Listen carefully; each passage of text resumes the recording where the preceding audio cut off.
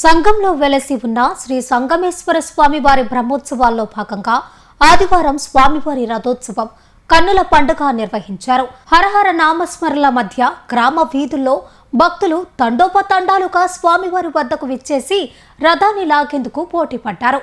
గుమ్మడికాయలు, టెంకాయలు, పూలు, పసుపు కుంకుమలతో స్వామివారికి ఘన స్వాగతం పలికి స్వామి దర్శనం చేసుకుని మొక్కులు తీర్చుకున్న భక్తులు ఎలాంటి అవాంఛనీయ సంఘటనలు జరగకుండా పోలీసులు ప్రత్యేక బందోబస్తుతో పటిష్ట బందోబస్తు ఏర్పాటు చేశారు.